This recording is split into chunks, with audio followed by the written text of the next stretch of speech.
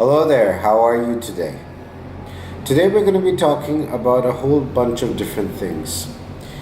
I have been doing a lot of work on my computers these days.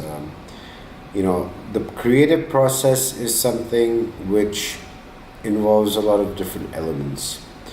So, just like a writer or a filmmaker or a website designer or anybody, there are two aspects to, or rather, there are multiple aspects, but two of the main aspects that we generally tend to think about is A, the creative aspect, B, the technical and the technical aspect. Let's put it that way.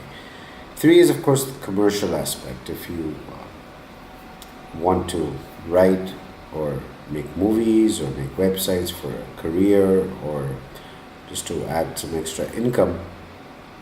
So the last few days, I have been really sort of occupied more in the technical side of things.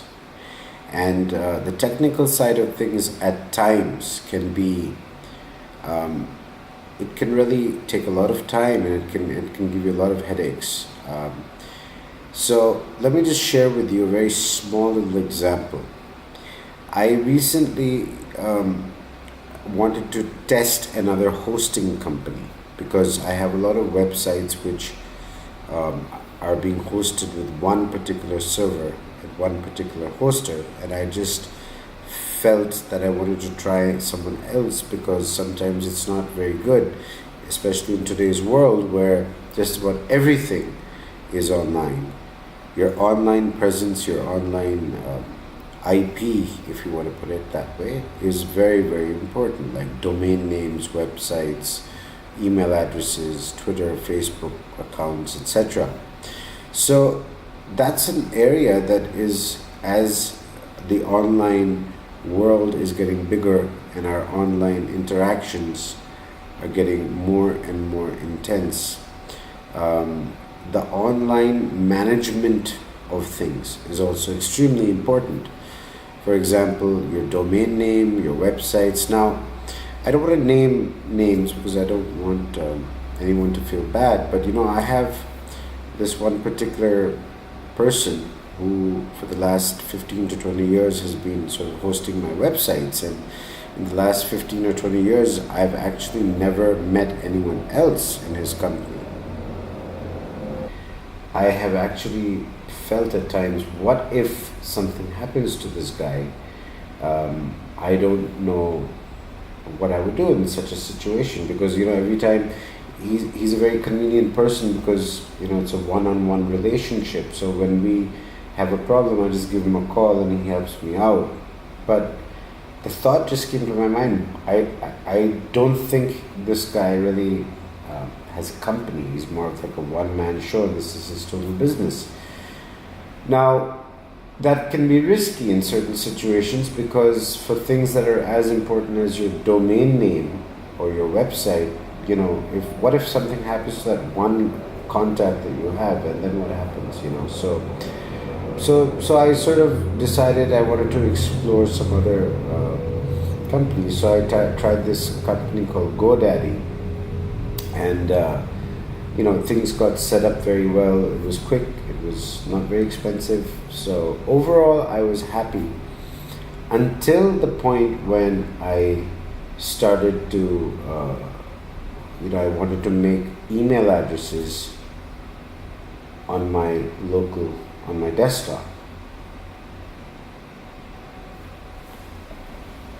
and when I did that, it was like horror.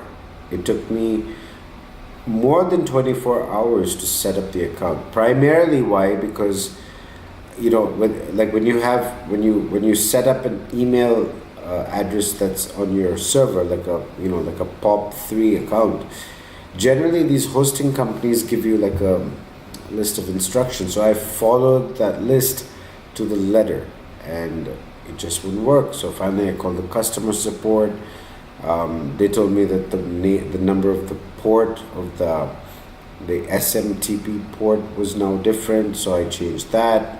It still didn't work. So I was like, what the heck do I do? So First, I tried in Apple Mail, it didn't work. Then I tried in Outlook, it didn't work.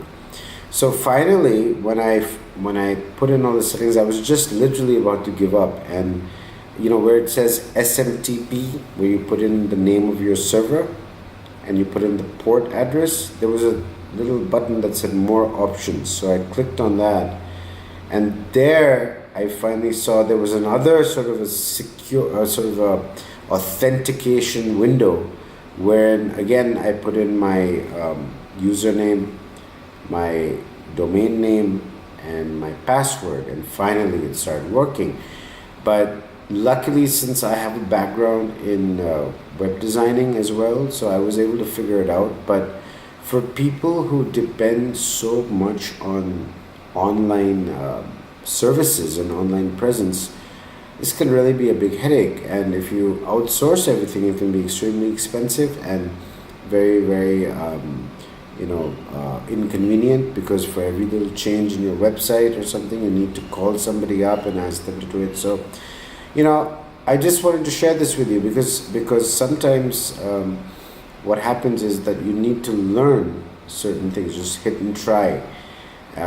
Learn the basics about things like web designing, hosting, things like that, because the way the world is moving, having a website is pretty much already kind of necessary for every business or things like that. So it helps to learn at least the basics.